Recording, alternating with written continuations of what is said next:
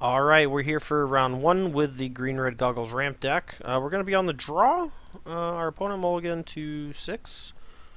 Definitely going to keep this one. Anything that starts with Magmatic Insight, Discard, Jarnir, or Temple, it's pretty tough to throw back. Basically, those have to be your only 2 lands. You have to be on the play, and that's basically it. Okay, well, he mulliganed to 6, and I guess he kept a 0-lander? That's strange. Okay, we'll see what happens. Maybe he has a land on top, or maybe he concedes. Maybe he just wants to see what I'm playing.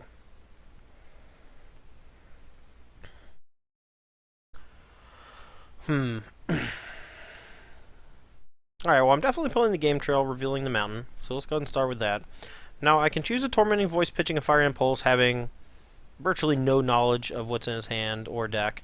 If he kept a 0-lander with a Scry on the play... And now, I know you may be thinking, like, oh, you know, this is a joke opponent. No, Lala WVA, or Lala, I don't know how to say that. I played against this person a decent amount, and I know that they're not a bad player, but I think I'm going to just pitch a Fire Impulse, maybe against my better judgment, but I'm just going to try to ramp into World Breaker as quickly as possible. And I want to make sure I can hit at least one more land drop. Alright, cool. So we're probably not going to cast this other Tormenting Voice until we can maybe get Goggles online, but this is all conjecture. You know, he could just, you know, I have no idea what he's playing. I'm not going to board. Maybe I can assume that he's an aggressive deck, or he might be the mirror, and he might have kept like no land traverse Ulvenwald Nissus Pilgrimage. Maybe not. I don't know. Not a great game one, for sure. He could be an aggressive deck too, so and we would have to board completely different against aggressive decks versus the mirror. So I guess we'll just maybe give him just one game with a pretty big advantage against us, and hope that, you know, we can kind of turn dead cards into real cards with Tormenting Voice or Chandra. If not, you know, maybe he gets a game 1, and then we get to be on the play for game 3. We'll see. Maybe he's playing an aggressive deck, and then we just have all these Fire Impulses and Kozilek's Return still in our deck. Who knows? Not me. There's cat rich. There's a cat right here that you can kind of see. This is Chirpins. She is half blind, or I don't know, maybe all blind. She can't see very well. I know that. When she was a kitten, I think she got into a fight with another cat. She was from the streets. And now she has cataracts. Just old lady cat. Alright, well, this hand is pretty good against the mirror, but not very good against aggressive decks. There it is. Maybe they just... yeah, I don't know. I'm just going to get toe up from the flow up. So we're probably going to... I don't know exactly what I'm going to do on turn 2. I'm definitely casting Voice. Not sure what I'm pitching, though. Maybe I just pitch this Forest, since I'm just about to get all these forests. Ooh. So, if we draw a land, I can go Insight Fall the Titans on Dragon Hunter and Kithian. I could just do that anyway.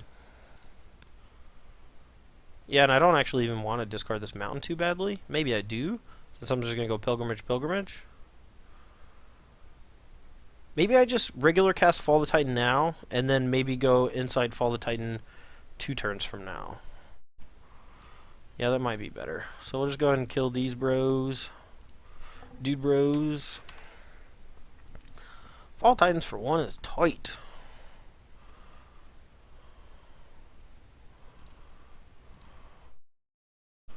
Or we just cast Chandra next turn. Alright, so I feel a little bad because this match has not gone well for my opponent in any respect. Yeah, I think I'm just going to go Chandra minus into Atarka, so I don't actually want to cast Insight. There's a small chance that I need to go Inside Fall the Titans a little later.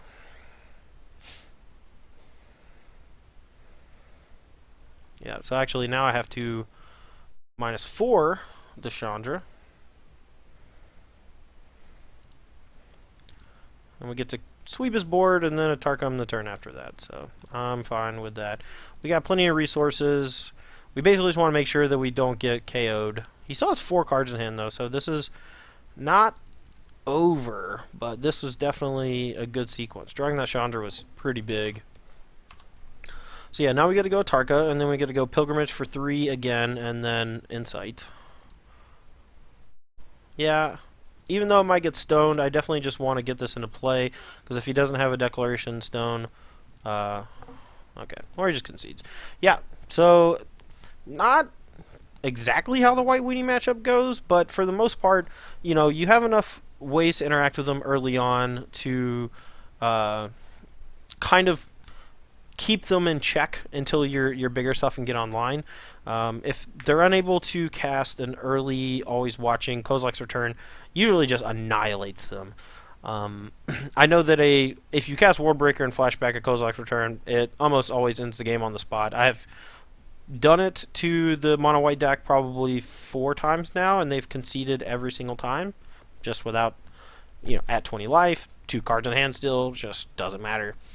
But yeah, that we didn't bring in the Running Voids because we didn't really know what he was playing. It was kind of a toss-up if he was, a really, really aggressive deck or not. But that not exactly a great representation. But as you can see on the other side, though, they do keep a lot of one-lane hands, especially the version that has like Anointer of Champions, for example, just because of how much they can just kind of explode onto the board if they draw a second land. They can usually catch back up pretty easily too with the White Orchid. So yeah. Anyway, I guess that was round 1. We'll be back for a second round in just a minute.